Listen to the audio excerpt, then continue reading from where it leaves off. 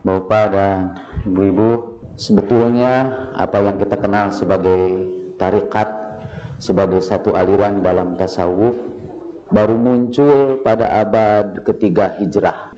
300 tahun setelah Nabi Shallallahu Alaihi Wasallam hijrah, muncullah guru-guru yang mengajarkan tasawuf. Di sekitar guru itu berkumpul murid-murid. Guru itu sendiri biasanya menyebutkan bahwa dia pernah belajar dari guru-guru sebelumnya dan terus bersambung sampai kepada para sahabat, sampai kepada Rasulullah Shallallahu Alaihi Wasallam. Lama-kelamaan salah seorang guru itu punya murid yang cukup banyak. Di antara murid-muridnya dibikinlah organisasi. Ada semacam pertemuan khusus. Pertemuan khusus itu biasanya disebut khanaqah, satu majelis dzikir bareng-bareng yang menjalankan zikir yang sama dan punya guru yang sama. Nanti murid-muridnya mewariskan lagi ajaran itu kepada generasi berikutnya, sambung bersambung sampai ada mata rantai di antara guru. Ada satu tradisi juga, biasanya tidak semua murid boleh mengajarkan ilmunya kepada yang lain, hanya murid-murid yang terpilih. Dan kalau murid itu sudah terpilih untuk jadi pengajar selanjutnya, mereka biasanya memperoleh semacam kenang-kenangan dari gurunya, yaitu sobekan dari jubah gurunya. Sobekan itu disebut khirqah, dan khirqah dianggap sebagai bagian dari ijazah. Ijazah dalam bahasa Arab artinya izin. Jadi ijazah artinya permit lah, sudah dapat surat izin untuk mengajarkannya. Entah bagaimana kata ijazah kemudian masuk dalam bahasa Indonesia dan berarti sertifikat. Pada kata ijazah itu awal-awalnya artinya izin, dari kata ajaza yujizu ijazatan. Saya pernah terkesan juga karena istilah-istilah pendidikan di Indonesia dulu berasal dari tasawuf. Jadi ijazah itu misalnya istilah tasawuf.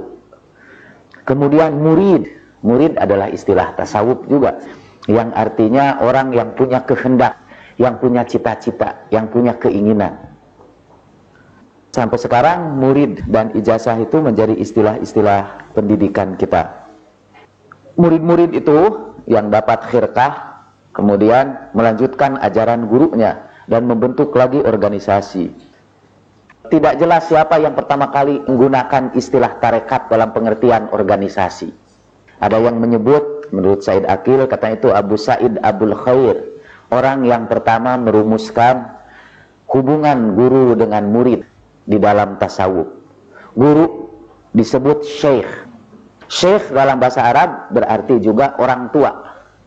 Dengan mengikuti istilah Al-Quran, murid di dalam Al-Quran disebut fata, yang artinya pemuda, walaupun usianya sudah tua, itu disebutnya anak muda. Dan guru disebut syekh, yang artinya orang tua, walaupun usianya masih muda, karena katanya di dalam tasawuf ketuaan dan kemudaan dihubungkan dengan pengalaman ruhaniyah, bukan dihubungkan dengan usia kronologis.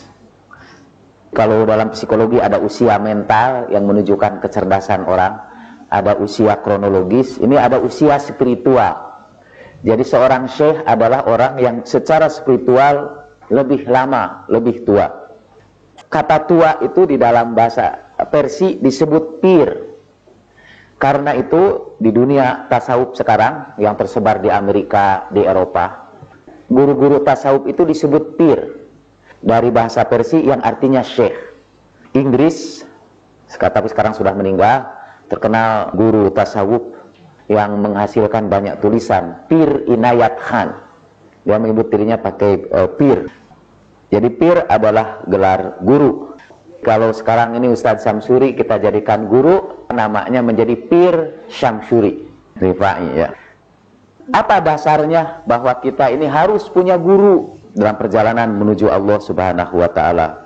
Bukankah kita bisa saja belajar sendiri dari buku-buku, kemudian kita tempuh perjalanan sendiri-sendiri aja, trial and error, coba-coba, kemudian gagal.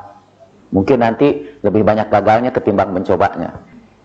Nah, Sekarang yang ingin saya bicarakan sekarang adalah dasar-dasar dari Al-Quran dan Sunnah Rasulullah Sallallahu Alaihi Wasallam tentang kewajiban mengikuti guru dan tentang adab yang harus kita lakukan terhadap guru, termasuk juga adab seorang guru terhadap muridnya.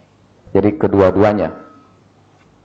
Kemarin saya sudah bicara di depan ibu-ibu bahwa setelah saya baca ini kitab-kitab tentang kewajiban guru terhadap muridnya, ternyata saya tidak memenuhi syarat-syarat sebagai guru itu. Kata Pir Inayat Khan, itu yang tadi saya sebut, guru tasawuf dunia lah, dunia modern sekarang ini, yang meninggal dunia dalam usia 45 tahunan. Sebelum meninggal dunia dia sempat meninggalkan warisan buku-bukunya dalam jumlah yang luar biasa, sangat produktif.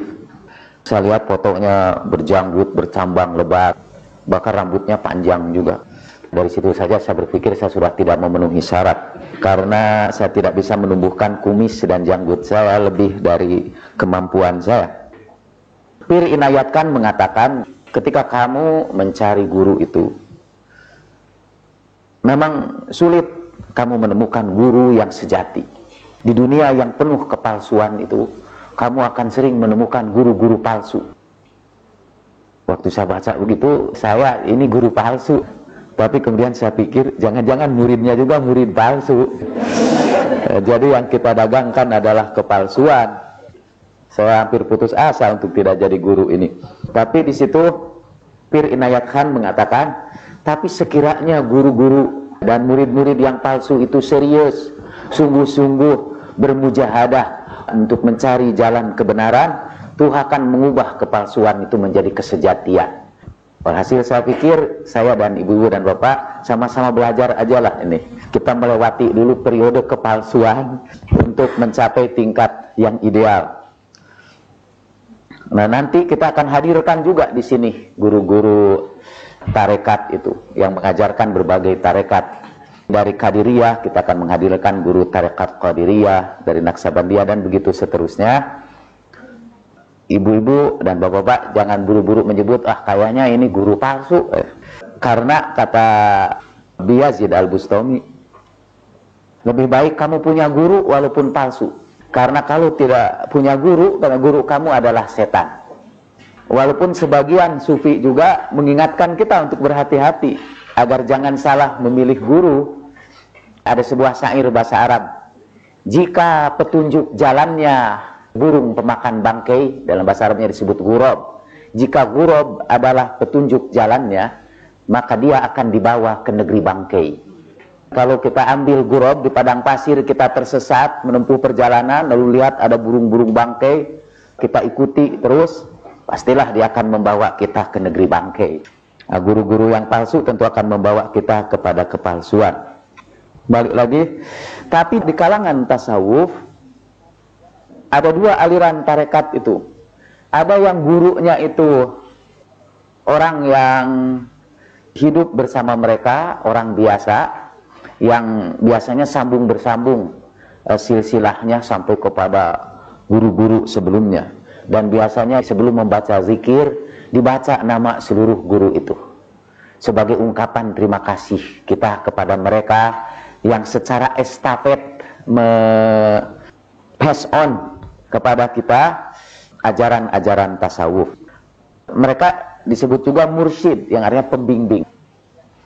Tapi ada sekelompok tarekat, dan itu biasanya disebut dengan satu istilah saja. Tarekat itu disebut tarekat Uwaisiyah, dinisbahkan kepada seorang yang tidak punya guru, tidak punya pembimbing khusus, tapi gurunya itu dari alam gaib. Jadi gurunya lah yang mengirimkannya dari alam gaib. Orang-orang seperti itu, kelompok Uwaisiyah ini muncul kira-kira abad keempat di Khurasan, di Persia. Mengapa dinisbahkan kepada Uwaisiyah? Karena dulu di zaman Nabi Shallallahu Alaihi Wasallam ada seorang sufi tinggal di Yaman. Dia tidak pernah berjumpa dengan Nabi dan tidak pernah datang ke Mekah atau ke Madinah, tapi Nabi pernah memuji-muji dia sebagai salah seorang di antara pengikutnya. Namanya Uwais Al-Qarni atau Uwais Al-Qarani. Uwais Al-Qarani ini baru sempat datang ke Madinah setelah Rasulullah Shallallahu Alaihi Wasallam meninggal dunia. Dan Nabi berpesan kepada para sahabatnya, nanti kalau ada seorang gembala datang dari Yaman bernama Uwais Al-Qarani ke sini, sampaikan salamku kepadanya. Yang menurut riwayat, antara Uwais Al-Qarani dengan Rasulullah itu ada komunikasi, walaupun mereka tidak pernah berjumpa. Ada hubungan ruhaniyah di antara mereka. Sebagian orang menduga bahwa Uwais Al-Qarni itu diajari secara ruhaniyah oleh seorang guru ruhaniyah dalam tasawuf sepanjang sejarah kemanusiaan. Guru ruhaniyah itu dikenal sebagai Nabi Khidir. Nabi Khidir dianggap orang yang biasanya datang mengajar kepada orang-orang yang kesulitan untuk mendapat guru yang sejati. Tapi dia sangat serius, gitu, sangat bersungguh-sungguh. Dan mungkin sudah beberapa kali ketanggur, ketemu guru palsu terus. Sampai dia dalam keadaan putus asa. Itu. Lalu dia pasrah kepada Allah Subhanahu wa Ta'ala, dan Tuhan kirim Khidir. Saya sebetulnya sekarang ini ingin mengantarkan adab-adab guru terhadap murid dan adab murid terhadap guru dengan membacakan ayat-ayat Al-Quran yang bercerita tentang Nabi Khidir dan Nabi Musa alaihi salam. Sebelum kita sampai ke situ, kata Khidir ya, dalam bahasa Arab begini, kadang-kadang disebut juga Khadir ya, berasal dari kata khadara yang artinya hijau. Jadi Khidir adalah kehijauan. Khadir artinya orang yang hijau, the green man. Menurut cerita, mengapa beliau disebut Khidir? Karena kalau dia melangkah di daratan, pada setiap tanah yang diinjaknya akan terbersit dedaunan yang hijau. Jadi kemana saja dia melangkah, maka di tempat-tempat dia melangkahkan kakinya, tumbuh dedaunan yang menghijau. Kehidupan baru. Dari tanah yang misalnya gersang, akan berubah menjadi tanah yang hidup. Tapi menurut satu riwayat lagi, ia selalu memakai serban hijau. Dan dahulu tanda dari keluarga Rasulullah Shallallahu Alaihi Wasallam atau Ahlul Bait adalah serban hijau. Hanya setelah dinasti Abbasiyah yang mengaku keturunan Nabi itu mengganti serbannya dari hijau menjadi hitam. Sekarang ini di negara-negara Timur Tengah yang menganggap dirinya keturunan Rasulullah itu mempunyai serban hitam. Dahulu itu serban hijau, karena katanya juga ini, saya harus selalu menyebut katanya karena saya tidak tahu persis. Setiap orang kan memancarkan sinar tertentu. Kita semua ini, orang menyebutnya aura atau apa saja, tapi ada sinar dari diri kita yang memancar di sekitarnya. Sinar itu juga bermacam-macam, bergantung kepada wattnya. Ada yang sangat lemah, sehingga orang yang paling saleh pun tidak bisa melihat sinarnya. Tapi ada orang yang sinarnya itu sangat tajam, sehingga orang-orang yang biasa pun bisa melihat sinarnya, bisa melihat auranya itu. Dan katanya lagi, itu sinar ruhani yang tinggi itu warnanya hijau, yang mengeluarkan warna hijau. Dari dalam Al-Quran atau dalam hadis-hadis ceritakan bahwa Nabi Musa alaihissalam itu menemui Khidir di sebuah tempat yang di sekelilingnya itu penuh sekali dengan tanaman-tanaman yang menghijau. Dari Nabi Shallallahu Alaihi Wasallam dalam sebuah hadis yang sahih, innama sumiyal khidru li'annahu jalasa ala farwatin bayda fa idza hiya tahtazu min khalfihi khadra. Disebut nama Khidir karena Khidir itu duduk pada farwah, dan farwah adalah bagian bumi yang kering. Nabi Khidir duduk pada farwah yang putih, tapi kemudian farwah itu berubah dengan cepat, tiba-tiba menjadi hijau. Tahtazu min khalfihi khadra. Kita akan ceritakan ini tokoh Khidir itu. Menarik bahwa dalam ensiklopedia Islam, Short Encyclopedia of Islam, bukan ensiklopedia Islam yang di Indonesia ini, itu kita temukan bahwa cerita semacam Khidir ini agak universal di dunia.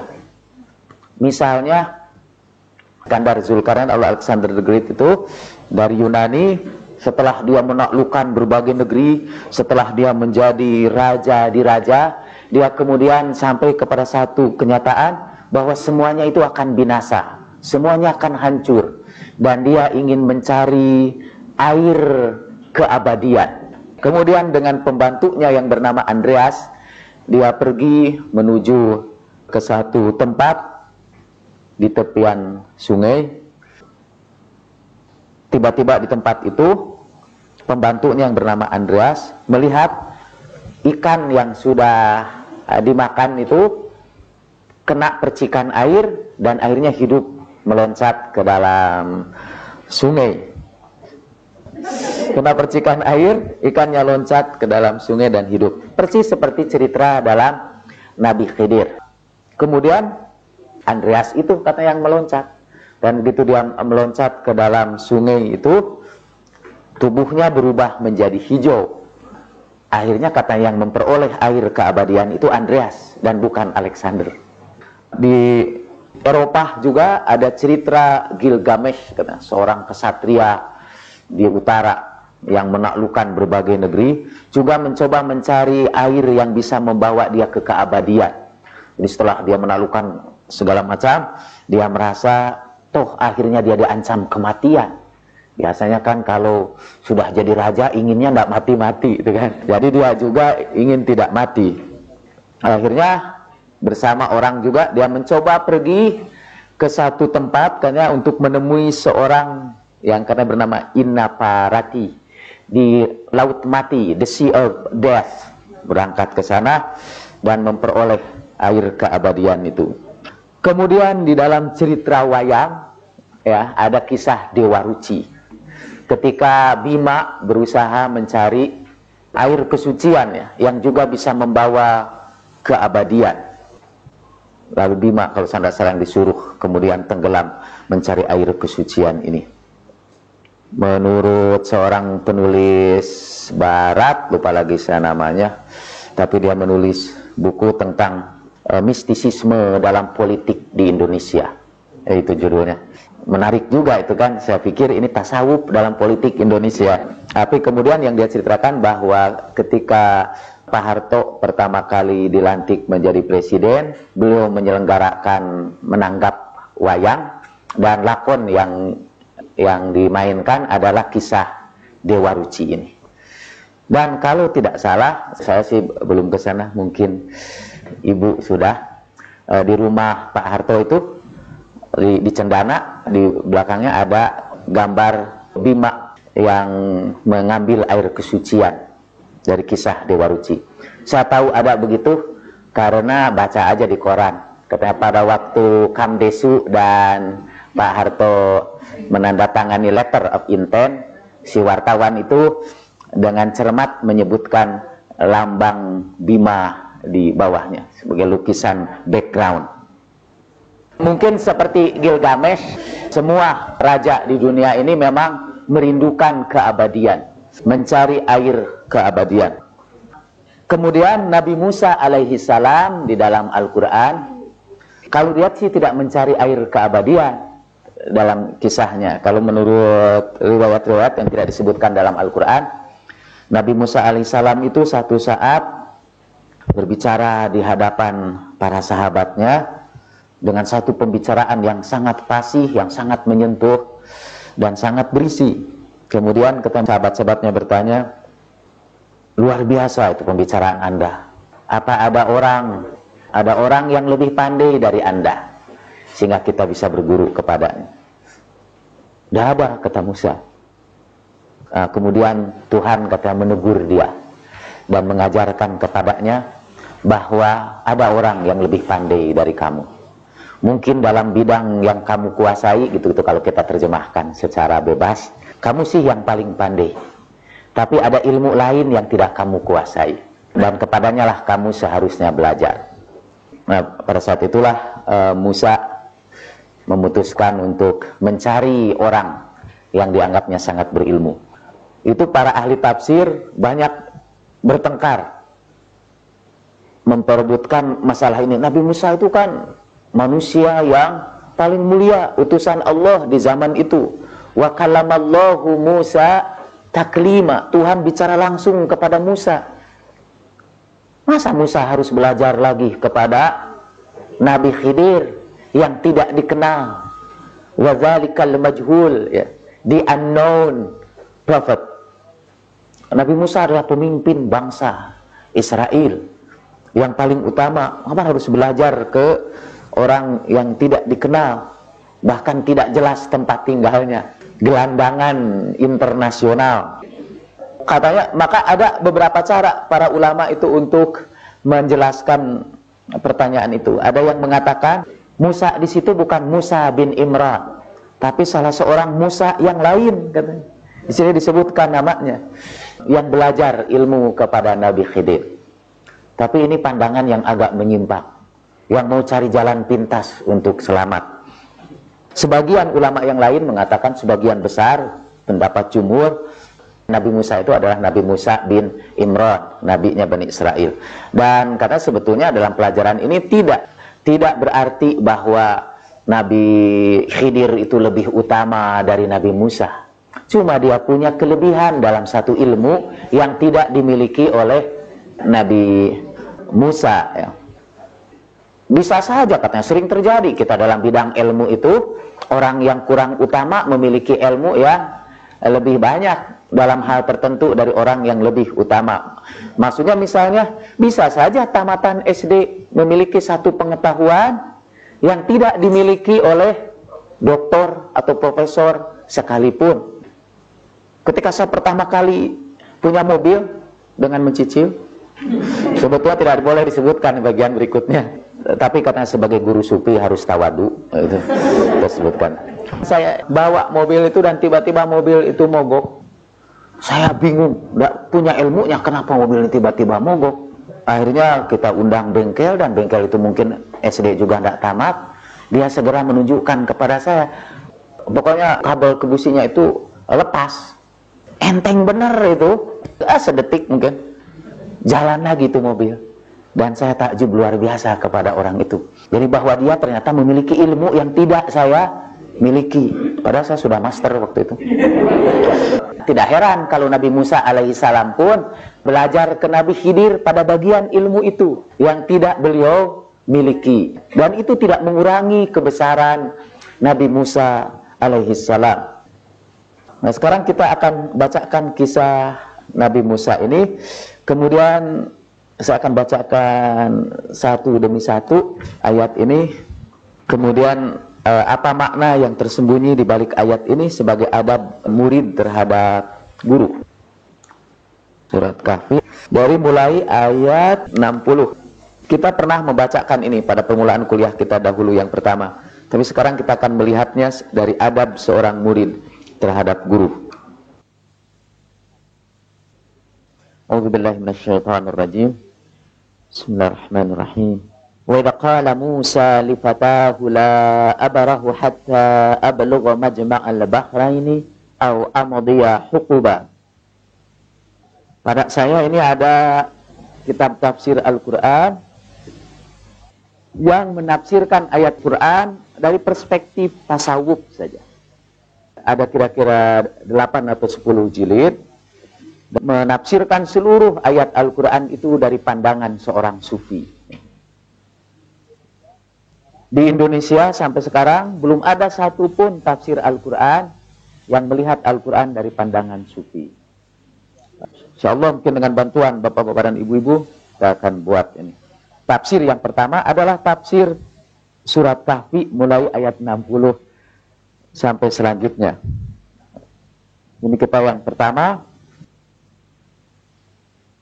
Wa idz qala Musa li fatahu, dan ketika Musa berkata kepada fatanya, kepada anak mudanya.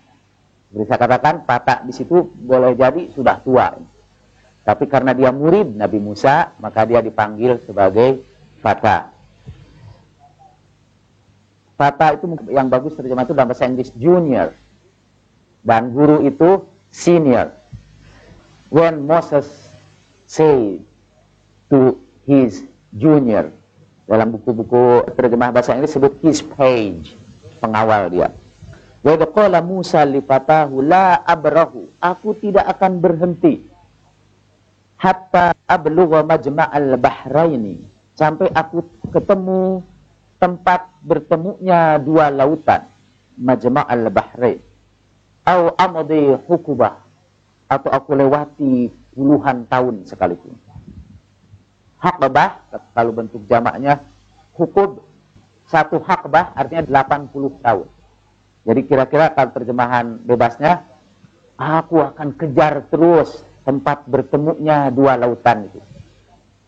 Mengapa dia mengejar tempat bertemunya dua lautan? Karena Tuhan mengatakan bahwa guru yang harus kamu temui itu ada di tempat bertemunya dua lautan. Aku akan menghabiskan waktu walaupun ratusan tahun sekalipun. Hatta ablugha, sehingga aku sampai ke Majma'ul Bahrain. Dan Majma'ul Bahrain ini tempat bertemunya kedua lautan itu. Majma'ul Bahrain ini adalah simbol juga, ya, perlambang. Ada sebagian ulama yang mengatakan karena Nabi Musa adalah lautan syariat.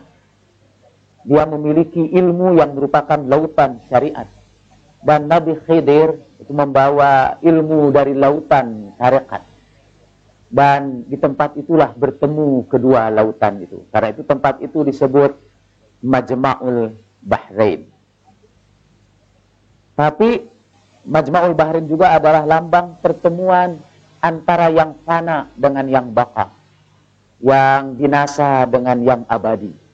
Disitulah kita akan memperoleh air keabadian.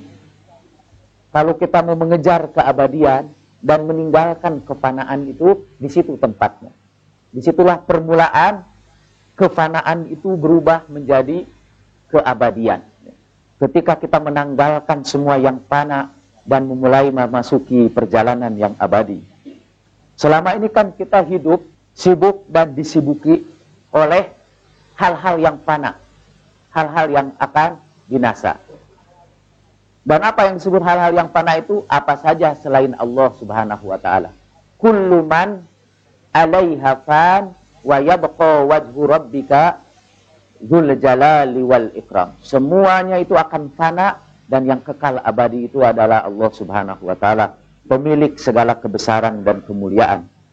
Nah, ketika kita pindah dari yang fana kepada yang baqa itu, kita pasti datang ke daerah perbatasan, tempat bertemunya yang fana dengan yang baqa. Nah, itu juga disebut Majma'ul Bahrain, tempat bertemunya dua lautan. Di tanah suci kan, kalau kita melakukan ibadah haji, kita sampai ke miqat. Dan miqat itu juga Majma'ul Bahrain. Kalau di dalam haji, itu tempat bertemunya tanah halal dengan tanah haram. Karena kan ada tanah halal dan tanah haram. Tanah halal maksudnya bukan tanah yang bisa dimakan. Dan tanah haram tanah yang tidak boleh dimakan. Itu hanya untuk menunjukkan dua batas dunia. Perlambang. Jadi seorang jemaah haji sebetulnya seperti Musa. Dia sampai dulu ke miqat. Dan di miqat itulah dia mulai menanggalkan kefanaan. Dan segala hal-hal yang bersifat fana dia tanggalkan di situ. Dan dia sekarang memakai pakaian keabadian. Dia sekarang menceburkan dirinya dalam lautan immortality. Dengan memakai baju ihram. Kita ingin teruskan. Dari ayat ini, ada satu adab murid yang tidak boleh ditinggalkan, yaitu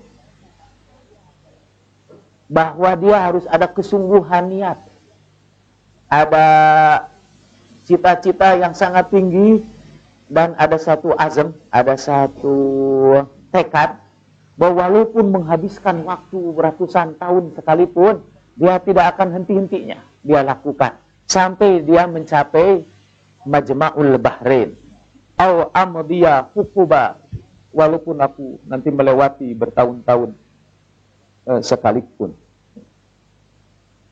Itu adab yang pertama kata dari seorang murid. Kalau kita mau menempuh jalan tarekat, yang pertama sekali adalah membulatkan tekad bahwa kita akan siap menghadapi waktu puluhan tahun sekalipun. Apalagi kalau hanya 12 kali pertemuan. Di tengah jalan itu nanti berguguran. Kalau tekad itu kurang kuat. Jadi yang pertama itu la abrah, aku tidak akan berhenti hatta ablugha majma'al bahrain au umdiya huquba. Saya mau mengutip ini tulisan, kapan katanya Khidir itu kita perlukan? Ketika kita sampai kepada when the two seas meet, ketika dua lautan bertemu. Ini terjemahan bahasa Inggris untuk yang tadi itu bagus nih. And Moses said to his page, I will not give up until I reach the meeting of the two seas, though I go on for many, many years. Di sini ada ingin saya bacakan puisi dari Jalaluddin Rumi. Belajarlah dari dia yang kepadanya Tuhan berkata, hei orang yang mulia, lihatlah bagaimana Musa Al-Kalim berkata di dalam kerinduannya. Walaupun aku memiliki kebesaran dan kedudukan sebagai nabi, aku adalah pencari Khidir dan meninggalkan seluruh kepongahan diriku. Wahai Musa, kamu sudah meninggalkan bangsamu, kamu sudah mengembara mencari orang yang diberkati. Engkau adalah seorang kaisar yang sudah dibebaskan dari ketakutan dan harapan. Berapa lama kamu akan mengembara? Berapa lama kamu akan mencari? Sampai batas mana?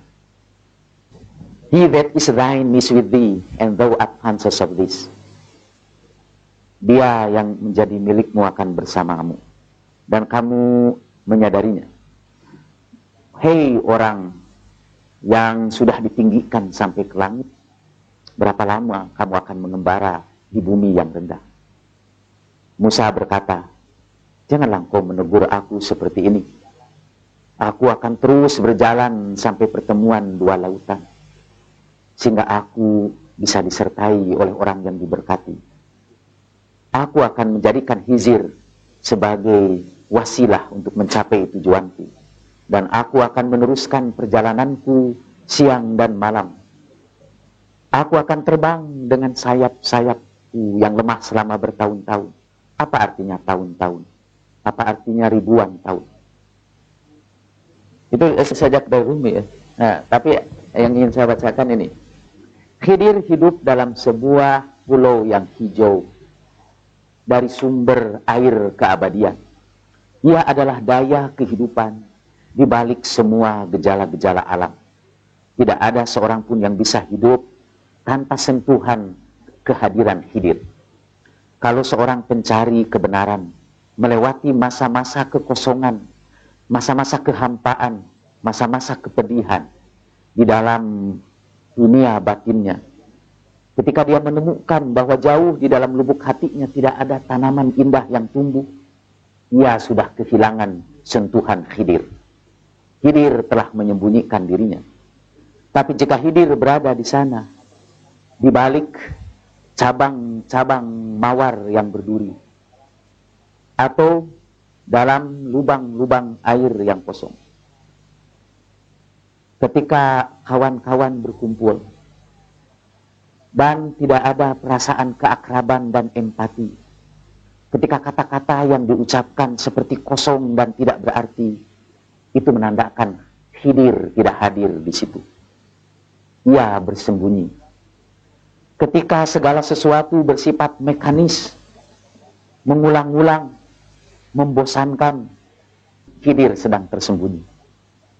Jika sahabat-sahabat, kawan-kawan, saudara-saudara berkumpul tanpa tujuan yang jelas, jika orang hidup tanpa makna, jika mereka tidak tahu apa yang menyebabkan mereka berkumpul bersama di sini sekarang, ini dari sini emang, here and now. Jika di sini dan sekarang kita menemukan kehidupan yang bermakna, Jika apa yang terjadi di sini mempunyai kehidupan, ketahuilah bahwa itu adalah jejak-jejak dari Nabi Khidir. Apabila mata bersinar dan bercahaya, ketika majelis dipenuhi dengan kecintaan, ketahuilah bahwa Khidir berada di sekitar kita. Obat ini. Ya. Kita teruskan ini Al-Quran ini ya. Kita tinggalkan dunia puisi. Falamma balagha majma'a bainahuma nasiya hutahuma fattakhadha sabilahu fil bahri saraba. Kemudian ketika keduanya mencapai Majma'ul Bahrain, tempat bertemunya dua lautan itu, keduanya melupakan ikan mereka. Fattakhadha sabilahu fil bahri saraba. Dan ikan itu mengambil jalannya, meloncat ke dalam lautan sebagai makhluk hidup. Di situ menurut tafsir ini, hut itu ikan yang sudah dimasak. Sebetulnya ikan itu sudah mati. Itu melambang hati yang mati. Ya. Hati yang sudah digarami oleh hawa nafsu. Katanya. Inna syartal musafir ayat lubar rafiq summa ya'khudut tariq. Syarat seorang yang mempelajari tasawuf ialah harus mencari pembimbing sebelum dia menempuh perjalanan itu. Kemudian kullu malam yakun lahu ustadun yasiluhu bisilsilatil adba wa yakshifu an qalbihi laqina fahuwa fi hadha sya'nil laqit la abba lahu du'ya wa la nasaba lahu. Siapa yang tidak punya guru dalam perjalanan menuju Allah itu, yang bisa menyambungkannya dalam silsilah kepengikutan sampai kepada Rasulullah Shallallahu Alaihi Wasallam, dan tidak bisa menyingkirkan dari hatinya tirai-tirai yang menutupnya, maka dia ini seperti anak gelandangan yang di pinggir jalan, la abba lahu, yang tidak punya bapak dan tidak punya nasab. Kalau katanya, itulah sebabnya kalau nanti bapak dan ibu ikut tarekat, biasa disebutkan silsilah tarekat itu. Dari siapa itu terimanya sambung bersambung. Itu nasab kita. Jadi kalau ada orang belajar tasawuf tanpa mengikuti tarekat, itu seperti orang yang tidak punya bapak. Nasabnya tidak jelas. Kecuali kalau gurunya Nabi Khidir. Itu ada bapaknya, yaitu Nabi Khidir. Dari Abi Yazid Al-Bistami, Quddisa Sirruh, malam yakun lahu syekh fa syaikhuhu as-syaitan. Siapa yang tidak punya guru, maka pastilah gurunya setan. Kita lanjutkan ayat berikutnya. Falamma jawaza, ketika sudah lewat kedua-duanya dari tempat ikan itu meloncat, qala li fatahu, berkata Musa kepada juniornya, atina ghada'ana, berikan kepada kami makanan kami. Laqad laqina min safarina hadza nasaba. Kita sudah menempuh perjalanan ini dalam keadaan lelah. Kita sudah memperoleh kelelahan dalam perjalanan kita ini. Qala, berkata anak muda itu, ara'aita idz awayna ila sakhrati. Tidakkah engkau perhatikan bahwa ketika kita duduk di sebuah batu, fa inni nasitul hut, aku lupa kepada ikan itu. Wa ma ansanihu illa syaitanu an azkurah, dan tidak menyebabkan aku lupa kecuali setan, sehingga aku tidak bisa mengingatnya. Wa takhadha sabilahu fil bahri ajaba, dan ikan itu masuk ke laut dengan cara yang ajaib. Qala, berkata Musa, dzalika ma kunna nabghi, justru itu yang tadi kita cari-cari itu. Fartadda ala atharihima qasasa, lalu keduanya mulai lagi melacak lagi jalan yang sudah ditempuhnya, kembali lagi kepada jalan yang semula. Fawajada abadan min ibadina, lalu mereka dapatkan seorang hamba di antara hamba-hamba kami. Atainahu rahmatan min indina, yang sudah kami berikan kasih sayang dari sisi kami. Wa 'allamnahu min ladunna ilma, yang kami ajarkan kepadanya dari sisi kami ilmu ladunni, ilmu langsung dari sisi kami. Kita sampai ke situ dulu. Kemudian dari sini ada beberapa pelajaran untuk seorang murid. Minha anna talibas shadiqa idza qasada khidmata syekh yaslukuhu tariqul haq yalzimuhu murafaqata rafiqit tawfiq wa ma'hutu qalbihi al-mayyit bi syahwatin nafsaniyah al-mumallah bi milhi hubbi dunya wa zinatiha wa majma'ul bahraini huwal wilayah baina talib wa baina syekh wa lam yadhfar al-murid bi suhbati syekhi ma lam yasil ila majma'i wilayati fa innahum inda majma'il wilayah ainul hayah al-haqiqah fa bi awwal qatratin min tilkal ain taqa'u ala huti qalbil murid yuhyi wa yatahid sabilahu fil bahri anil wilayati saraba. Seorang murid yang sejati, nah tadi kita bicara, jangan-jangan kita ini murid palsu juga. Nah, seorang murid yang sejati apabila dia bermaksud berkhidmat kepada gurunya untuk menempuh perjalanan itu, maka wajib baginya menyertai guru itu, guru yang membimbingnya itu. Dan bawalah kepada guru itu hati yang mati dari segala syahwat-syahwat duniawi, dari segala keinginan-keinginan duniawi. Jadi ketika bergabung dengan guru itu, tinggalkanlah segala kepentingan-kepentingan pribadi, segala hal, segala egoisme, segala kepentingan diri. Jadilah kita ini di hadapan guru itu seperti ikan yang mati dan yang sudah mati. Kita tinggalkan seluruh kecintaan kepada dunia dan segala perhiasannya, dan kita datangilah Majma'ul Bahrain, tempat bertemunya dua lautan, yaitu hubungan guru dengan murid. Jadi kita masuk satu wilayah, hubungan antara guru dengan murid. Dan seorang murid, itu Majma'ul Bahrain, disitulah bertemunya murid dengan guru. Dan seorang murid tidak akan pernah berhasil kalau dia belum menyatukan keinginan dia dengan keinginan gurunya. Sehingga antara murid dengan guru itu seperti sebuah kesatuan, jadi Majma'ul Bahrain. Maka kalau sudah bersatu, nanti katanya satu tetes air kehidupan itu akan menghidupkan hati kita yang mati itu, sehingga kemudian hati kita meloncat ke dalam lautan keabadian. Itu salah satu adab murid terhadap guru. Kemudian Musa berkata kepadanya, hal attabi'uka ala an tu'allimani mimma ulimta rusyda. Apakah Anda berkenan saya mengikuti Anda supaya Anda mengajarkan kepadaku kebijakan yang telah diajarkan Allah kepadamu. Dan secara singkat ini menunjukkan bahwa seorang murid itu harus merendahkan segala kepongahannya, dan dia harus merendahkan dirinya di hadapan gurunya. Musa yang begitu mulia pun di hadapan gurunya berkata, hal attabi'uka, bolehkah saya mengikuti Anda supaya Anda bisa mengajarkan kepadaku kebijakan yang telah diajarkan Tuhan. Qala, berkata Nabi Khidir, innaka lan tastati'a ma'iya sabra. Engkau tidak akan sanggup bersabar bersamaku. Wa kaifa tasbiru ala ma lam tuhit bihi khubra. Bagaimana mungkin kau bersabar kepada sesuatu yang belum kau miliki ilmunya, yang tidak engkau ketahui informasinya. Qala satajiduni insyaallahu sabiran wala a'si laka amra. Berkatalah Musa, engkau akan dapatkan aku insyaallah dalam keadaan bersabar, dan aku tidak akan membantah kepada kamu dalam satu urusan pun.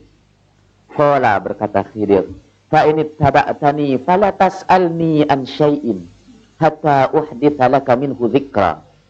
Nabi Khidir berkata, jika engkau memutuskan untuk mengikuti aku, maka janganlah engkau bertanya kepadaku satu pun, dalam satu urusan pun, sampai aku jelaskan kepada kamu keterangannya.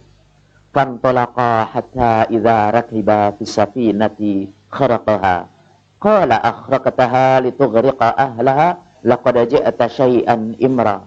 Keduanya kemudian berjalan sampai mereka mengendarai sebuah perahu, dan Nabi Khidir melubangi perahu itu. Musa berkata, kau lubangi dia, supaya engkau tenggelamkan penghuninya? Sungguh engkau telah datang dengan satu urusan yang buruk. Qala alam aqul innaka lan tastati'a ma'iya sabra. Berkata Khidir, bukankah aku sudah berkata bahwa engkau tidak bakal bersabar bersamaku? Qala, berkata Musa, la tu'akhidni bima nasitu wa la turhiqni min amri usra.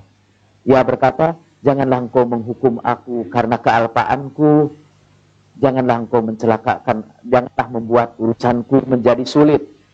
Fantolaqa, kemudian keduanya berangkat lagi, hatta idza laqiya ghulaman faqatalahu qala aqatalata nafsan zakiyatan bighairi nafs laqad ji'ta syai'an nukra. Sampai keduanya berjumpa dengan seorang anak, lalu Nabi Khidir membunuhnya. Nabi Musa berkata, apakah engkau bunuh satu diri yang suci, padahal diri itu tidak membunuh yang lain? Engkau sudah datang dengan sesuatu yang buruk. Qala, berkata Nabi Khidir sekali lagi, alam aqul laka innaka lan tastati'a ma'iya sabra. Bukankah aku sudah katakan bahwa kamu tidak bakal bisa bersabar bersamaku? Qala, berkata Musa, in sa'altuka an syai'in ba'daha fala tusahibni qad balagta min ladunni udhra. Qala, berkata Nabi Khidir, jika kamu bertanya lagi setelah ini satu pertanyaan lagi, janganlah engkau bersahabat dengan aku. Sudah cukup banyak engkau menerima maaf dariku. Fantolaqa, kemudian keduanya berangkat.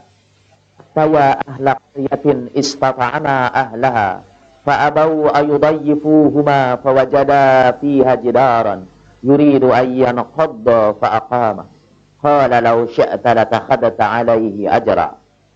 Kemudian keduanya berangkat sampai kepada penduduk negeri. Mereka meminta jamuan kepada penduduk negeri itu, tapi penduduk negeri itu tidak mau menerima mereka sebagai tamu.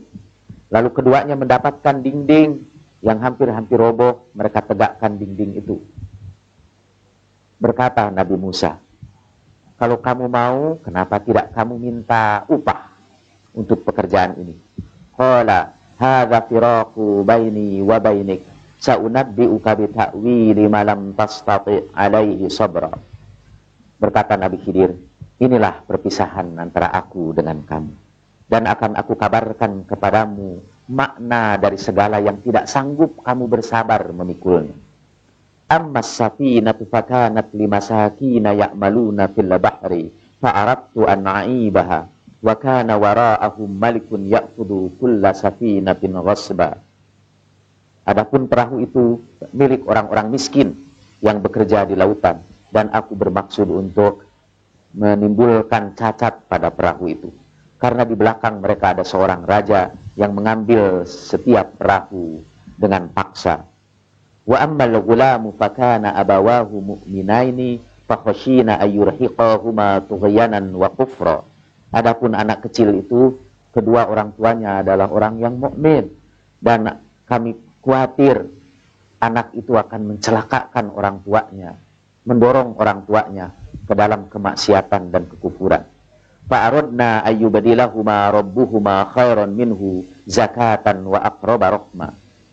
Dan kami bermaksud supaya Allah mengganti dia dengan anak yang lebih baik, yang lebih suci, dan yang lebih bisa menyambungkan kasih sayang dengan orang tuanya. Wa ammal jidaru fakana lighulamaini yatimaini fil madinah wa kana tahtahu kanzun lahuma wa kana abuhuma salihah. Fa'arada rabbuka ay yablugha ashuddahuma wa yastakhrija kanzahuma rahmatan min rabbik wa ma fa'alatuhu an amri dzalika ta'wilu ma lam tasti' alaihi sabra. Adapun dinding itu milik kedua anak yatim di kota, dan di bawahnya ada perbendaharaan milik mereka, dan kedua orang tuanya soleh. Maka Allah bermaksud agar anak-anak yatim itu bisa dewasa dan mengeluarkan perbendaharaan itu sebagai kasih sayang dari Tuhan kamu. Semua itu tidak aku lakukan berdasarkan kehendakku. Inilah semua makna dari apa yang kamu tidak sanggup bersabar. Saya tidak sempat menguraikan makna-makna sufi dari seluruh ajaran itu ya. Tapi saya akan menyebut beberapa bagian kecil saja.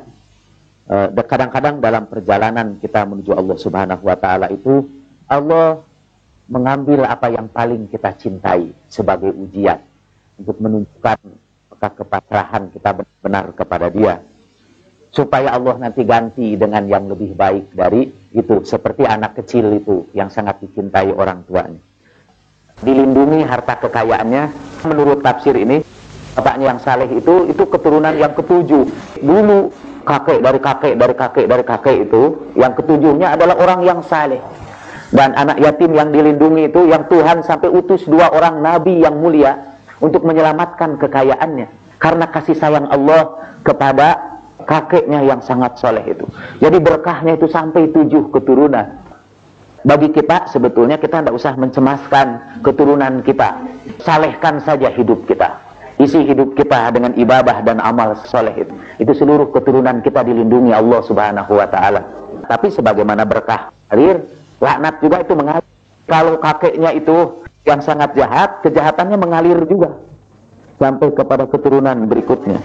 Dan kita harus melepaskan vicious circle itu. Jadi mulai dari kita, keturunannya berubah menjadi bawa berkah. Saya kira kita tidak sempat menceritakan ini lebih terperinci. Saya persilakan kalau ada pertanyaan. Walaupun sebetulnya tidak boleh tanya kan, sebelum sampai kepada waktunya. Nah, ini sudah sampai waktunya. Assalamualaikum Pak Jalal. Saya mau tanya, seandainya kita menentukan kita mau ambil seorang mursyid, apa harus satu itu atau kita boleh misalnya, loh kok ternyata ada yang lebih seret lagi, kita ganti lagi, itu bagaimana? Boleh. Kita boleh mengikuti macam-macam mursyid. Ada seorang di perpustakaan kita ini, perpustakaan Tazkiyah, yang menulis buku Sufi Healing, penyembuhan gaya Sufi. Dia ternyata mengambil mursyid dari banyak tarekat. Dia ngambil dari Qadariyah, Naqsabaniyah, Rifaiyah. Jadi ada berapa tarekat dia ambil sekaligus. Jadi di sini nanti akan ditawarkan kira-kira 10 tarekat. Kalau mau ikut semua boleh. Cuma saya akan berkata seperti Nabi Khidir, fa innaka lan tati'ma'iya sabra. Tapi kamu tidak bakal sanggup memikulnya itu. Dan sanggup bisa bersabar. Karena setiap tarekat itu punya wirid-wirid tertentu kan, yang harus kita amalkan, yang harus kita ikuti. Dan beda-beda itu antara tarekat. Nah, kalau kita amalkan semuanya, misalnya dari wirid yang satu kita harus membaca istighfar 10.000 kali. Dari tarekat yang lain, dari tarekat Maulawi kita harus membaca istighfar itu yang rada beda susunan redaksinya 1000 kali. Yang lain segitu. Nah, cukup waktu kita ini. Tapi ada satu kiat, selesaikan dulu yang ini, yang tarekat yang satu. Biasanya ada bacaan-bacaan awal untuk inisiasi, dan kemudian ada bacaan rutin. Selesaikan dululah bacaan inisiasi itu, kemudian kita ngambil lagi guru yang lain. Atau jalani dulu tuh kehidupan dalam tarekat itu sekian lama. Jangan buru-buru pindah kepada guru yang lain. Kemudian setelah itu pindah kepada guru yang lain. Dan seterusnya. Assalamualaikum warahmatullahi wabarakatuh. Saya ingin menanyakan mengenai Nabi Khidir dan ajarannya. Kita selalu dicontohkan dengan beliau menuntun Nabi Musa dengan kejadian yang 3 kali itu. Dan pada akhirnya Nabi Musa tidak bisa bersabar. Jadi inti atau makna di balik itu, saya ingin mengetahui Pak. Terus akhirnya Nabi Khidir meninggalkan Nabi Musa. Jadi beliau itu tidak bisa sabar. Nah, kalau Nabi Musa aja udah nggak bisa sabar, gimana kita nih? Yang kedua, pernah saya tanyakan dulu, kira-kira kita mengetahui, ya tadi sudah diceritakan bahwa kita bisa mendapatkan menemui Nabi Khidir itu, sampai kita tahu gitu bahwa yang mengajari kita tuh Nabi Khidir lah gitu. Terima kasih. Assalamualaikum warahmatullahi wabarakatuh. Tapi kita tidak usah putus asa ini ya. Nabi Musa saja tidak sanggup, apalagi kita. Karena Tuhan sebetulnya itu mengajar dengan cara yang sangat dramatis ya. Sebetulnya mungkin itu cuma bagian saja dari seluruh perjalanan Nabi Musa dengan Nabi Khidir itu yang diceritakan Al-Quran. Tidak kita ketahui, boleh jadi setelah itu Nabi Musa kemudian belajar lagi kepada Nabi Khidir, atau Tuhan langsung mengajarkan kepada Nabi Musa ya. Itu hanya sebuah pengantar ke dalam perjalanan tasawuf yang tidak kita ketahui. Tuhan hanya ingin mengajarkan kepada kita bahwa dalam menempuh perjalanan sufi seperti ini, kita memang betul-betul harus sabar. Kita harus ingat pelajaran dari Nabi Musa itu. Jangan sampai guru kita mengatakan hawal firaq baini wa bainah. Inilah perpisahan antara aku dengan kamu. Barangkali intinya itu. Kemudian kalau kita sekarang ini mau belajar dari Nabi Khidir, bagaimana kiat-kiatnya? Saya tidak tahu juga. Kalau dalam kisah-kisah sufi ada beberapa orang yang langsung diajar oleh Nabi Khidir. Di antara sahabat Nabi yang diajari oleh Nabi Khidir adalah Sayyidina Ali. Doa yang diajarkan Nabi Khidir kepada Sayyidina Ali itu yang disebut doa Kumail, yang isinya penuh makna kesufian ya. Di dalam literatur tasawuf ada dua nabi kata itu yang selalu memberikan bimbingan kepada kita dan hidup abadi. Satu Nabi Khidir, kedua Nabi Ilyas. Sebetulnya jadi tiga, dan ketiga Nabi Isa. Nabi Khidir menguasai lautan, Nabi Isa udara karena di langit, kemudian Nabi Ilyas di daratan. Konon katanya ketiganya melakukan pertemuan tahunan di tanah suci pada waktu haji ya. Jadi kalau kita ingin berjumpa dengan Nabi Khidir, berangkatlah haji ya, kemudian berdoa di sana supaya bisa dipertemukan dengan Nabi Khidir. Tentu saja kita harus siap-siap juga doa kita tidak diterima karena supaya ujian terus. Kalau kita berdoa di situ minta dipertemukan oleh Nabi Khidir, kita juga tidak boleh tergesa-gesa. Siapa tahu Tuhan nanti memilih timing yang sangat tepat buat kita. Di situ juga katanya dari cerita Nabi Khidir kita belajar supaya jangan menilai sesuatu dari hal-hal yang lahiriah. Boleh jadi dari segi lahiriah kita melihat itu sesuatu yang tidak mengenakan.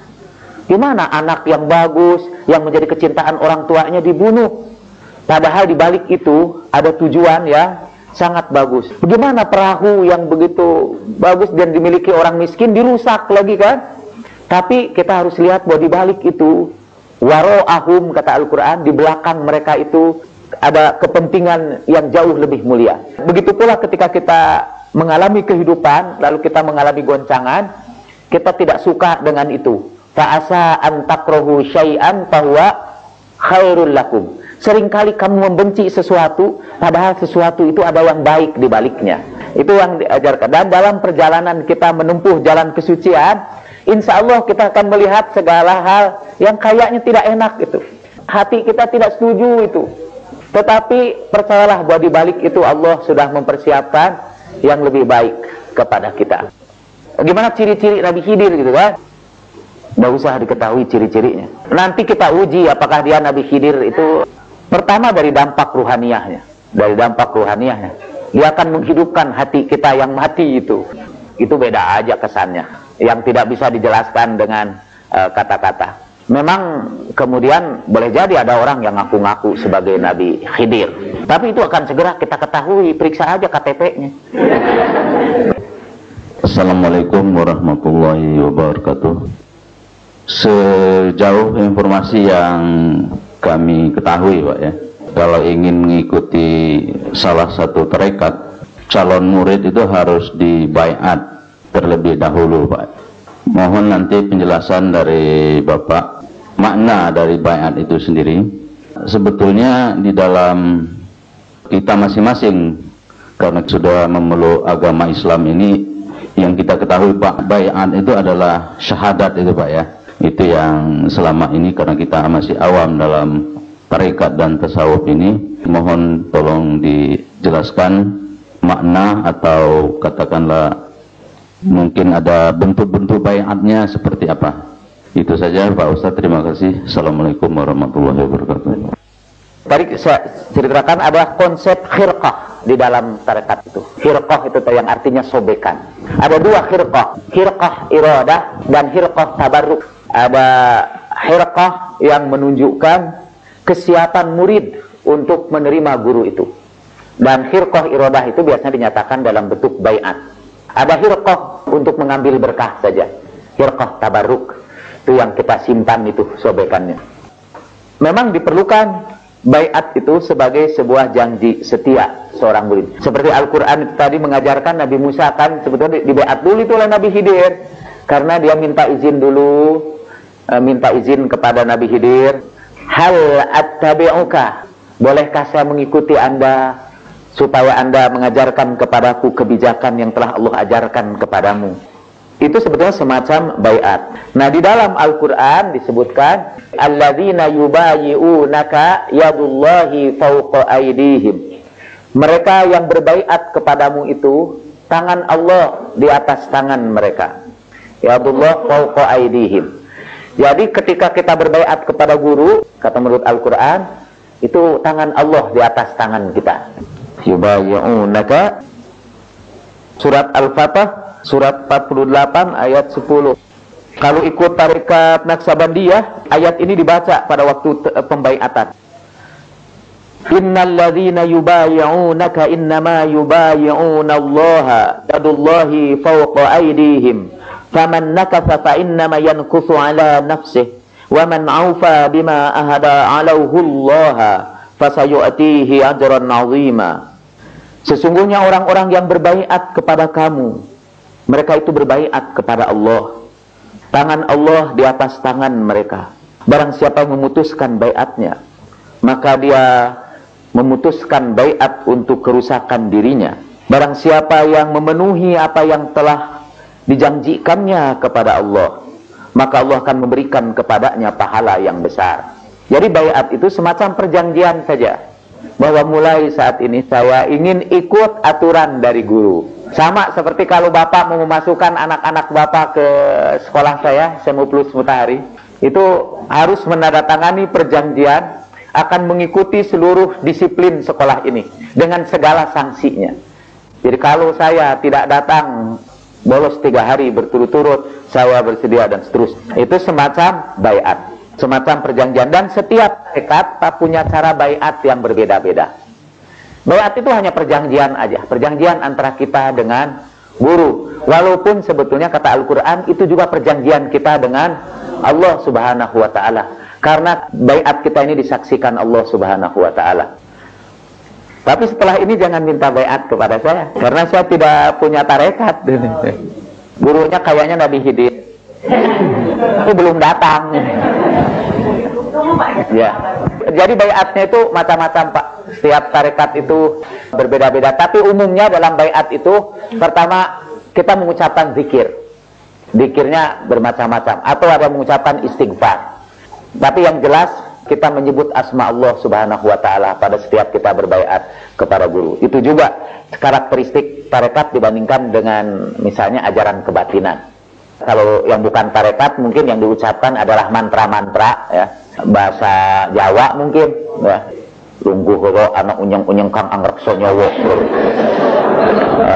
Mungkin begitu, ya. Katanya itu pekasih dulu supaya orang cinta. Ini ada syarat-syarat guru lah. Jadi kalau nanti Bapak mau pindah guru, lihat dulu. Kalau guru itu sudah tidak memenuhi syarat itu, tinggalkan atau pindah. Baiat itu sebetulnya perjanjian antara guru dengan murid. Kalau gurunya juga sudah melanggar perjanjian itu, maka baiat itu sudah tidak mengikat lagi. Nah, ini syarat-syarat guru ini dari Abu Sa'id Al-Khudri. Abu Sa'id Abul Khair, salah seorang yang dianggap, kata Pak Said Akil, orang yang pertama kali mendirikan tarekat. Dan dia menyusun kurikulum apa syarat-syarat seorang guru. Dia harus menjadi tujuan. Maksudnya, dia harus menjadi ego ideal kita. Jadi murid-muridnya itu akan mencontoh perilakunya itu pada dia. Jadi dia ingin melihat itu sebagai tujuan dalam perubahan transformasi kepribadiannya. Dia menjadikan kepribadian guru itu sebagai pedoman, sebagai uswah, ya. Maksudnya ini ideal kita, bahwa kita ini mestinya bisa menjadi pribadi seperti dia. Biasanya kata kita punya 2 ego, punya 2 aku. Aku real, aku yang sebenarnya, yang sekarang ini, dan aku ideal. Yaitu bahwa dalam bayangan kita ingin seperti dia. Bisa saja kita ganti ini, ya harus menjadi uswah, ya, uswatun hasanah. Harus jadi teladan. Ia harus telah menempuh perjalanan sufi itu. Jangan cari guru yang sufi pun baru belajar. Jadi harus telah menempuh jalan sufi. Ia harus berilmu dan terpelajar supaya dia bisa mengajarkan ilmunya. Kan ada 2 macam tasawuf seperti pernah kita pelajari. Ada tasawuf amali dan ada tasawuf nazari, tasawuf ilmi. Nah, dia juga harus memiliki tasawuf ilmunya. bukan hanya sekedar amalinya saja, dan dia bisa mengajar. Ia harus pemurah, jadi dia mengorbankan apapun untuk kepentingan muridnya, dan tidak pongah, tidak memiliki a sense of self-importance. Buat dia ini sangat penting. Waktu saya baca ini, saya langsung mengundurkan diri ini jadi guru. Sehingga bersedia mengorbankan hartanya untuk kepentingan murid. Kita kan seringkali terbalik. Murid itu yang suruh mengorbankan hartanya untuk gurunya. Ia tidak boleh mengurus harta muridnya, sehingga tidak tergoda untuk menggunakannya. He must not have access to the wealth of his or her students, sehingga dia tidak memanfaatkan itu untuk tidak tergoda, tidak tempted untuk menggunakan hartanya. Karena nanti hampir selalu setiap kali kita jadi guru sufi, itu kita akan tergoda untuk memanfaatkan kekayaan murid-murid itu untuk kepentingan diri kita. Dan itu godaan yang paling besar buat seorang guru. Nah, karena itu buat kita, buat murid, begitu kita melihat guru itu sudah mementingkan hal-hal yang duniawi, leave him behind. Seek for another teacher. Walaupun dia hukuba, walaupun aku harus menghabiskan waktu puluhan tahun. Sekali lagi, dari syarat-syarat ini itu sudah jelas. Saya bukan guru yang harus diambil dalam perjalanan. Saya juga sedang mencari guru seperti itu. Jadi kita bareng-bareng aja. Kita bertanding siapa yang paling dulu ketemu Nabi Khidir. Bila guru itu kata dapat mengajarkan dengan isyarat, hendaknya dia tidak mengajar dengan kata-kata yang langsung. Seperti Nabi Khidir alaihissalam, kan dia tidak kasih kuliah, tapi dia kasih dengan perbuatan, dengan isyarat, dengan sains. Bila dia dapat mengajar dengan kelembutan, ia tidak boleh menggunakan kekerasan. Bila ia melarang muridnya berbuat sesuatu, ia harus telah lebih dahulu meninggalkan perbuatan itu. Bila ia menyampaikan perintah untuk melakukan sesuatu seperti perintah zikir ini, misalnya harus salat malam sekian kali, maka ia harus lebih dahulu melakukannya. Bila ia melarang, ia telah lebih dahulu meninggalkannya. Ia tidak akan meninggalkan murid yang sudah diterimanya karena Allah untuk kepentingan duniawi. Itu syarat-syarat guru. Itu semuanya ada 10. Ini the 10 commandments of a teacher. Ini the 10 commandments murid. Dari tadi bapak-bapak dan ibu-ibu sudah bisa menilai saya dan bahwa saya tidak memenuhi persyaratan itu. Kayaknya cuma satu persyaratan yang saya penuhi itu, berilmu dan terpelajar.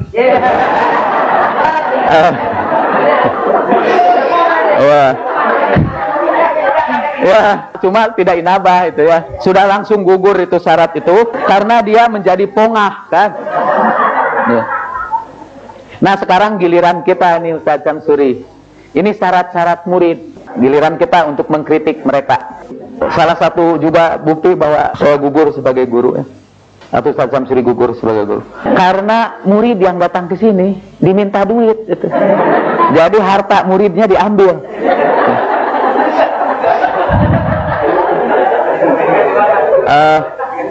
Tapi nanti kita akan temukan di sini di antara syarat-syarat murid ialah bersedia mengorbankan hartanya juga. Jadi itu guru di sini tidak mengambil duit dari bapak-bapak dan ibu-ibu untuk kepentingan dirinya, tapi untuk kepentingan perjalanan murid itu. Bekal mereka ya. Syarat-syarat murid, ia harus cukup cerdas untuk memahami isyarat-isyarat gurunya. Karena guru kan tidak selalu mengajar secara langsung. Kadang-kadang lewat perbuatan, lewat isyarat-isyarat. Ia harus patuh menjalankan perintah gurunya. Ia harus tajam mendengarkan. Ini terjemahan harfiah. Ia harus mampu ya mendengarkan gurunya. Karena ternyata tidak semua kita ini sanggup mendengarkan dengan baik. Karena itu Al-Quran memuji orang-orang yang bisa mendengarkan dengan baik. Fabashshir ibadi alladzina yastami'una al-qaul fayattabi'una ahsana. Gembirakan hamba-hambaku yang mampu mendengarkan dengan baik setiap pembicaraan dan mengikuti yang paling baik. Ia harus tajam mendengarkan untuk memahami perkataan guru. Ia harus memiliki hati yang tercerahkan agar ia dapat melihat kebesaran ruhaniah gurunya. Dia harus ta'zim itu kepada gurunya. Dia harus sanggup melihat kelebihan-kelebihan gurunya. Dia harus memiliki niat yang tercerahkan agar sanggup melihat kebesaran guru ruhaniah.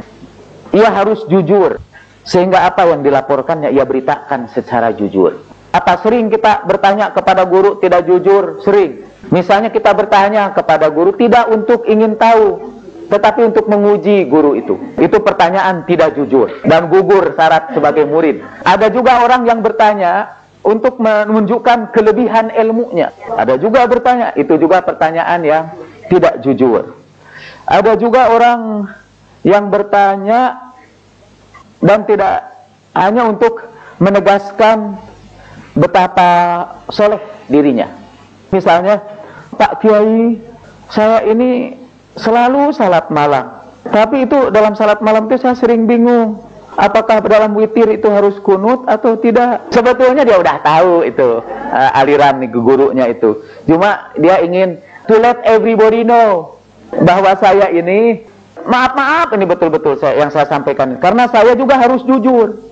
Dan kalau dia mempunyai masalah yang disampaikannya itu harus disampaikan secara jujur. Termasuk pengalaman-pengalaman ruhaniyah yang dialami pada gurunya itu harus jujur. Tapi kabar-kabarkan sama orang lain tidak boleh. Sekiranya di antara ibu ini yang pernah berjumpa dengan Nabi Khidir, ceritakan sama saya saja. Kalau saya gurunya, sama yang lain jangan. Karena ada satu kewajiban juga di sini murid itu harus memelihara rahasia, kan? Ia harus memenuhi janjinya. Ia harus pemurah sehingga apapun yang dimilikinya dapat diberikan untuk kepentingan perjalanan ruhaninya. Sekali lagi bukan untuk kepentingan gurunya, untuk kepentingan perjalanan ruhaninya. Apapun dia bersedia mengorbankannya. Ia harus sanggup memelihara rahasia. Ia harus terbuka menerima nasihat, sehingga dia sanggup menerima teguran guru. Walaupun teguran guru itu menyakitkan, dia harus sanggup menerimanya. Ia harus kesatria. Saya terjemahkan istilah ini dari bahasa Arab, futuwah. Untuk berani mengorbankan hidupnya di dalam jalan kesucian. Seperti kata Nabi Musa, au amdiya hukuba. Walaupun aku harus mengorbankan puluhan tahun, ia persembahkan hidupnya untuk mencapai jalan kebenaran itu. Nanti ada syarat-syarat tambahan dari murid itu bergantung tarekat yang kita ikuti.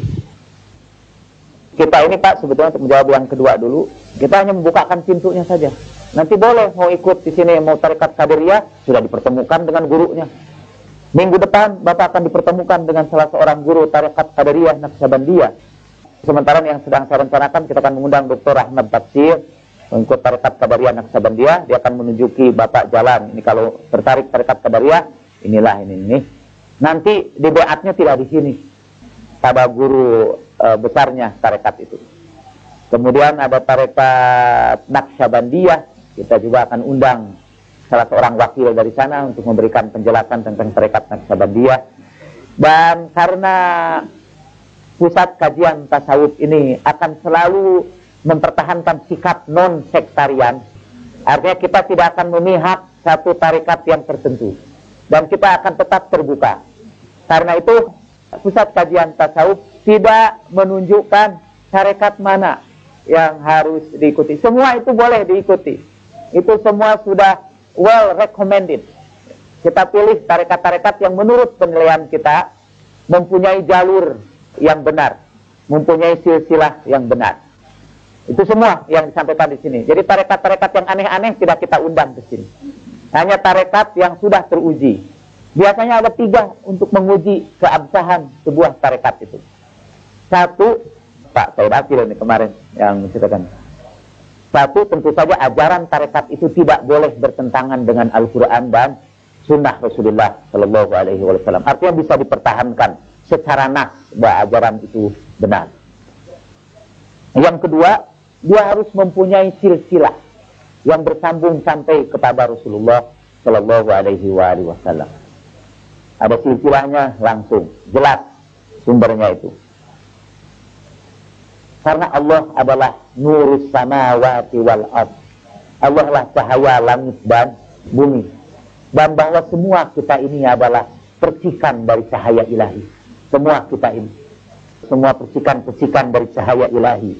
Kita adalah lilin-lilin kecil yang cahayanya berbat dari Allah Subhanahu wa ta'ala. Makin dekat kita dengan Allah Subhanahu wa ta'ala, makin banyak kita menyerap cahaya Allah, makin kuat kekuatan cahaya kita. Makin dekat kita ke bumi, makin dekat kita ke tanah, makin gelap kita. Kalau kata Ibn Arabi, sebetulnya perjalanan kita dalam tasawuf ini adalah perjalanan menyerap cahaya Allah. Nah, pada orang-orang yang tertentu, biasanya alam semesta ini di kalangan tasawuf dibagi kepada tiga alam. Satu alam nasut, alam ini, alam yang bisa kita indra dengan mata kepala kita. Ada alam malakut. Nah, di alam malakut itulah aura itu bisa kita lihat.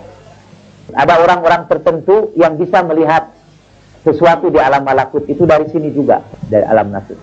Karena alam nasut, alam malakut, dan seluruh alam yang akan saya ceritakan tadi itu ada di sini semua. Cuma mata kita hanya sanggup melihat alam nasut saja. Sebagian ada yang bisa melihat alam malakut. Dari sebagian di antara kita ada yang bisa melihat aura setiap orang. Ada yang karena perjalanan ruhaninya, ada juga yang karena pemberian dari Allah Subhanahu wa taala. Dia diberikan kepekaan, mauhibah. Dan semua kita nanti akan diberikan karena kepekaan melihat alam malakut itu, yaitu ketika kita menghembuskan nafas yang terakhir. Itu tiba-tiba mata kita menjadi sangat tajam. Al-Quran menyebutkannya, "Fakashafna anka ghita'aka fabasarukal yauma hadid." Itu di dalam surat Qaf, ya. Aku singkapkan pandangan kamu pada hari itu. Aku singkapkan tirai yang menutup pandangan kamu waktu itu. Dan tiba-tiba pandangan kamu menjadi sangat tajam. Luar biasa tajam. Nantilah di situ kita melihat, sebelum terakhir itu kita melihat keluarga itu. Dan kita melihat ruh mereka dalam bentuk yang sebenarnya di alam malakut. Sebentar itu adalah konsep waktu yang kita miliki sekarang ini, ya. Di alam malakut itu a timeless environment, boundless environment. Saya tidak bisa menceritakan apa itu sebentar atau lama, karena alamnya beda lah. Kita tidak bisa lagi mengukur sebentar atau lamanya. Saya ingin bertanya, Pak. Saya tertarik dengan apa yang disampaikan Bapak mengenai ilmu laduni, dan saya telah membaca buku itu. Saya ingin menanyakan kepada Bapak, apakah kita ini bisa mendapatkan ilmu itu? Karena di situ disebutkan bahwa Allah akan memberikan ilmu itu kepada hambanya yang dikehendaki. Untuk mendapatkan ilmu itu, kita kan harus mempunyai niat yang kuat, mempunyai motivasi, begitu Pak. Seperti saya pernah ikut Satria Nusantara, yang dulu pertama kali saya tertarik dengan iklannya yang akan mendapatkan tenaga dalam, begitu. Setelah saya masuk, 12 kali paket datang, kemudian 3 bulan, kemudian saya baru tahu kalau nanti mungkin baru 5 tahun lagi dapat tenaga dalam. Jadi saya keluar, Pak. Apakah kita akan mendapat kesempatan itu atau tidak? Dan apakah mungkin salah satu caranya dengan ikut tarekat? Dan pertanyaan saya selanjutnya, apakah ilmu laduni itu seperti paranormal, Pak? Karena saya pernah pada waktu tahun 90-an, saya mendapatkan 2 kali berlian. Yang pertama berlian, Pak, 1 karot di depan Ka'bah. Kemudian setelah itu saya tunjukkan kepada salah satu ibu yang katanya paranormal. Dia bilang, "Bu, ini mau saya kembalikan lagi ke Ka'bah, tolong dilihat." Katanya, "Oh, ini nanti kamu akan ketemu berlian lagi yang lebih besar dari ini." Saya kan ketawa-ketawa, "Pak Wong, besok itu saya sudah mau kembali ke Indonesia, jadi ke Jeddah dulu." Tapi jam 9 pagi saat akan mandi, saya melihat ada kayak Alexandri batu yang sebesar jempol, Pak. Saya lihat di bawah begitu, tutup. Kemudian saya ambil, ternyata apa yang disampaikan ibu itu terjadi dengan saya. Apakah dia mempunyai ilmu laduni itu, Pak? Sekian, terima kasih. Wassalamualaikum warahmatullahi wabarakatuh. Saya tampaknya harus menjelaskan apa sebetulnya dimaksud dengan ilmu laduni, ya. Dari dalam kitab tafsir ini, ilmu laduni itu yang dimaksud adalah ilmu yang berkenaan dengan rahasia-rahasia Allah, asrarullah. Ilmu yang kita peroleh dalam perjalanan kita mendekatkan diri kepada Allah Subhanahu wa taala. Saya tadi menyebutkan, atau orang kadang-kadang nyebut itu ilmu mukasyafah. Ilmu mukasyafah. Kita tadi bicara tentang alam ini, ya. Ini perjalanan kita. Yang disebut ilmu laduni, mungkin kita harus definisikan dulu. Pertama, ilmu laduni bukanlah ilmu gaib. Jadi bukan segala macam ilmu gaib kita sebut ilmu laduni. Karena ilmu gaib boleh jadi tidak diajarkan langsung oleh Allah. Kita bisa cari guru itu untuk mencari ilmu-ilmu gaib begitu itu, ya. Kita bisa berguru sama Ustaz Samsuri untuk mempelajari ilmu-ilmu gaib seperti itu. Ada bacaan-bacaan tertentu. Itu kan tidak diajarkan Allah langsung. Yang kita sebut ilmu laduni itu ialah pengetahuan yang diberikan langsung ke dalam hati kita tanpa perantara makhluknya. Nabi Musa alaihissalam itu menerima ilmu lewat malaikat Jibril. Dan itu tidak disebut ilmu laduni. Tapi Nabi Khidir itu menerima ilmu dari Allah tidak lewat malaikat Jibril. Itu langsung diberikan. Itu yang disebut ilmu laduni. Jadi tidak semua ilmu gaib itu disebut ilmu laduni. Atau ilmu laduni bukanlah ilmu gaib. Karena banyak ilmu gaib bisa kita pelajari. Juga ilmu laduni bukanlah ilmu tentang tenaga dalam. Karena tenaga dalam sih bisa belajar. Buktinya ibu juga belajar di Satria Nusantara ya, untuk memperoleh tenaga dalam yang kemudian tidak diperoleh malah. Itu jelas itu ada gurunya kan, ada gurunya manusia. Jadi itu tidak disebut ilmu laduni. Sampai sekarang tubuh saya ini masih sakit-sakit karena ceritanya saya berguru Aikido. Aikido itu dalam bahasa Jepang artinya jalan kekuatan melalui kasih sayang. Ai itu kasih sayang, harmoni, keserasian. Wah, ini saya bilang Aikido ini mirip definisi tasawuf. Dalam Aikido ini kita berusaha membela diri dengan menyelamatkan semua pihak, termasuk yang menyerang juga. Kita menghindari kekerasan, tapi yang kita lakukan adalah mematikan gerakan-gerakan lawan. Di dalam Aikido itu makin lembut seseorang, makin besar itu kekuatan yang dia miliki. Kekuatan tenaga dalamnya itu makin lembut ya. Sehingga istri saya lebih cepat itu memperoleh kekuatan ketimbang saya.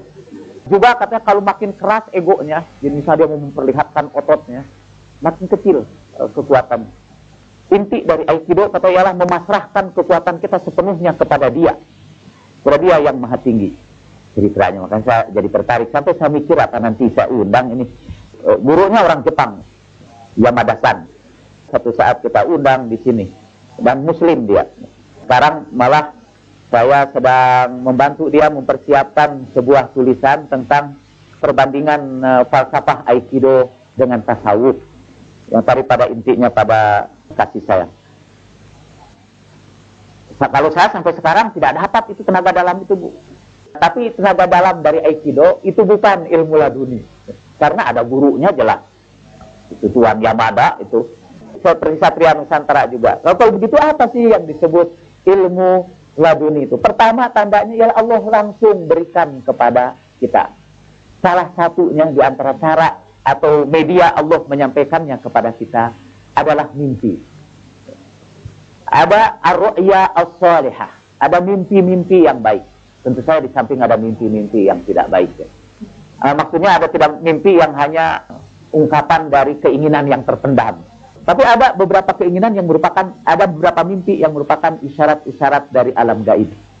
Di dalam dunia tasawuf, ada Hakim At-Tirmizi, salah seorang sufi besar, abad ketiga Hijrah, lahir di Khurasan. Dia menempuh perjalanan tasawuf tidak lewat guru itu. Dia tidak punya guru. Bersama istrinya.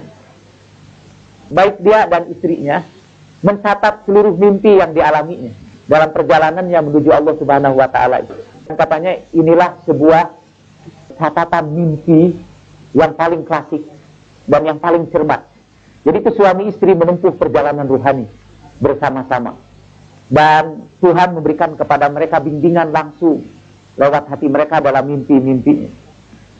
Mungkin pada satu saat Sari Subiri yang menulis buku itu, dia mengajarkan tasawuf dengan menerjemahkan buku itu. Kemudian kita membahasnya bersama-sama. Kita merenungkan perjalanan ruhani itu bersama-sama. Menarik juga itu. Dalam mimpi itulah banyak isyarat-isyarat ini. Sejak saya baca itu, sekarang saya kalau mimpi, mulai saya perhatikan. Dan mencoba memahami mimpi itu. Makna mimpi itu kan disebut takbir dalam bahasa Arab. Bahasa Indonesia disebut tabir. Takbir mimpi. Takbir itu dalam bahasa Arab artinya menyeberangkan. menyeberangkan sesuatu. Karena Tuhan memberikan pelajaran kepada kita lewat mimpi itu secara isyarat, ada lambang-lambang. Dan kita harus mencoba memahaminya itu, mengubah lambang-lambang itu menjadi makna yang sebenarnya. Dan itu memerlukan latihan tertentu. Yaitu pertama kita harus mulai peka juga kepada mimpi-mimpi kita ini. Misal kalau Bapak, apalagi kalau mimpinya nanti di tanah suci, pada waktu kita melakukan ibadah haji, kita sudah melakukan berbagai macam ibadah, kita tertidur, tiba-tiba ada mimpi, itu ada baiknya mulai sekarang. Mestinya itu dimasukkan dalam manasik haji, ya benar. Bagaimana belajar menajamkan perhatian kita kepada mimpi. Apa betul bahwa mimpi itu bisa jadi pelajaran? Betul, Al-Quran bercerita kan tentang Nabi Yusuf alaihi salam yang bermimpi, ya abati inni ra'aitu ahada asyara kaukaba wa syamsa wal qamara ra'aituhum li sajidin. Kemudian bapaknya bercerita, jangan ceritakan mimpi kamu itu kepada saudara-saudara kamu. Ceritakan sama bapaknya saja yang merupakan gurunya. Itu termasuk rahasia Tuhan juga. Karena kalau ceritakan kepada orang lain, nanti orang lain akan memberi makna macam-macam. Kita bisa bikin bingung karena dia tidak memahami lambang-lambang di dalam mimpi itu. Sebetulnya kita tidak bermaksud cerita tentang mimpi ini, tapi maksudnya mimpi itu salah satu di antara contoh ilmu laduni. Ada juga yang pengetahuan langsung disampaikan ke dalam hati kita. Kita memiliki keyakinan tertentu dan ternyata keyakinan itu benar. Itu sebagian dari ilmu laduni. Jadi sekali lagi mohon dicatat bahwa ilmu laduni itu bukanlah ilmu gaib atau ilmu tenaga dalam. Nah, tadi kembali kepada contoh itu, kita tidak tahu dari mana. Karena ada juga yang disebut precognition ya. Precognition itu kita mengetahui sebelum itu terjadi. Kita sudah tahu sebelum itu terjadi. Itu bisa karena berapa hal. Bisa karena belajar juga lewat guru. Bisa juga dianugerahkan Tuhan kepada kita. Tiba-tiba kita merasa bahwa bakal begini, bakal begini. Ada juga itu pemberitahuan sesuatu yang akan datang itu lewat mimpi. Dan saya kira hampir semua kita pernah itu. Dugaan saya tapi belum melakukan penelitian. Kita pernah mimpi, mimpi itu ternyata sekian dan kemudian terjadi misalnya. Cuma waktu mimpi itu kita tidak sadar. Dulu waktu haji saya yang pertama lah ketika saya masih muda.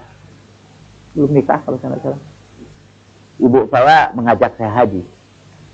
Ibu saya langsung tanya, mimpi apa? Kata dia, karena waktu itu sih bisa haji hebat.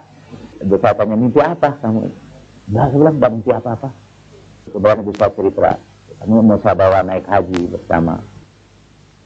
Tidak ingat itu mimpi apa.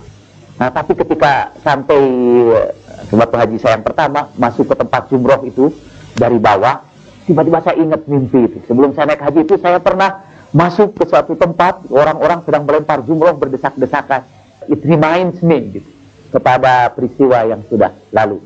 Nah, itu sebetulnya isyarat-isyarat dari alam gaib tentang peristiwa yang bakal terjadi. Untuk ibu itu, yang paranormal itu, kita tidak tahu apa itu ilmu laduni atau ilmu yang dia pelajari lewat orang-orang tertentu. Tapi yang kita ketahui ialah bahwa apa yang dia sebutkan itu ternyata benar. Kadang-kadang di tanah suci itu banyak hal-hal yang ajaib juga ya. Hati-hati juga nanti kalau ketemu ada orang yang kumuh, jangan-jangan malaikat mau menguji kita. Tadi Pak Ustadz mengatakan bahwa pengajian tazkiyah ini adalah pembuka jalan dalam kita melakukan perjalanan rohaniah. Dan barangkali nanti selanjutnya pengajian ini sebagai penyalur. Kalau peserta ini nanti diperkenalkan kepada aliran-aliran tasawuf yang dalam session sekarang ini akan diperkenalkan, kemudian program apa lagi atau program jangka panjangnya pengajian tazkiyah ini, seandainya para peserta ini sudah akan mengikuti aliran-aliran tasawuf yang akan diperkenalkan. Itu saja Pak Ustadz, terima kasih. Nanti kalau Bapak ikut aliran tarekat itu, Bapak menjalankan tasawuf amali ya. Dan di situ besar dugaan saya, Bapak tidak akan dapat ilmu lebih lanjut tentang tasawuf. Itu hanya amal-amal tasawuf saja. Tapi pusat kajian tasawuf nanti masih menawarkan banyak program. Misalnya nanti kita akan mengkaji tulisan Hakim At-Turmuzi tadi yang menceritakan pengalaman dia dengan istrinya menempuh perjalanan tasawuf. Mungkin juga kita nanti ngaji tulisan Syekh Abdul Qadir Al-Jilani, Al-Faudur Rabbani. Kita ngaji bersama-sama di sini untuk berguru Syekh Abdul Qadir Jilani. Walaupun ada di antara Bapak yang ikut tarekat Qadiriyah, mungkin juga ada yang tidak. Tapi dari segi ilmu kita akan mempelajari itu. Kita juga nanti akan mempelajari makom-makom tasawuf itu. Yang itu tidak akan didapat di dalam tarekat itu. Tarekat itu kan cuma sebuah organisasi untuk mengamalkan sebuah amalan-amalan tasawuf berdasarkan doktrin dari gurunya. Tapi ilmu tasawufnya itu biasa tidak kita dapatkan dalam aliran tarekat itu. Walhasil, walaupun kita ini jadi penyalur tarekat, insya Allah pusat kajian ini masih tetap diperlukan. Namanya saja pusat kajian. Jadi masih banyak kajian-kajian panjang ini pada waktu yang akan datang.